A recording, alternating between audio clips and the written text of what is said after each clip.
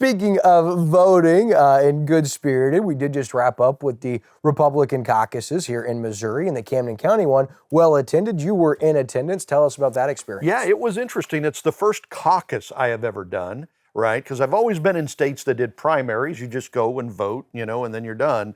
But I think the caucus system is starting to pick up steam around the country, like here in Missouri. The state of Missouri did not pay for primaries for either the Democrats or the Republicans. So the Democrats and Republicans had to put together these caucuses. So you show up and then you have to go, stand in an area for whoever you're voting for. And Republicans, it was for Trump, Nikki Haley, or some other guy I'd never heard of, right? Trump won huge. I mean, he got like 97, 98, maybe 99% of the vote. And I can tell you the numbers. In Camden County, Trump got 297 caucus members standing for him, while Nikki Haley had 23.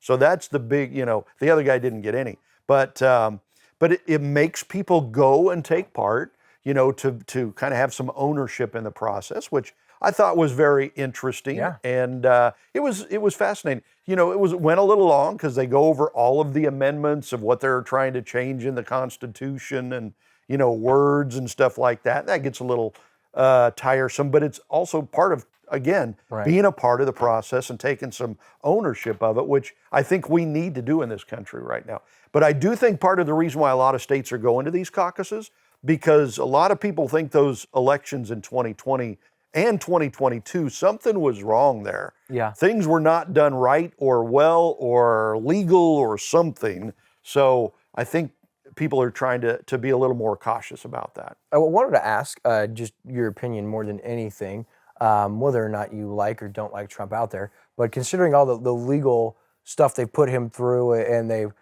he's encountered, do you still find that he may be more popular now than he's ever been before? I think what everybody has found out, I think the Democrats they call it lawfare, like warfare, but using the legal system. To me, all of these trumped up charges are basically trumped up, and I think his opposition was trying to bring him down with all of these legal cases. And what they found out is it kind of worked just the opposite. He became more popular because a lot of people see this as a threat to the democracy. If they can do this to a president, what can they do to us, right? Holy moly. So it's, I don't know. We're going to have to, I think it's going to be an interesting year. All I've picked up on, especially over the last year, is there's no doubt. I mean, I don't think any logical human being would argue that what's going on now with the current administration is that we're better off. I think that it's pretty much disarray.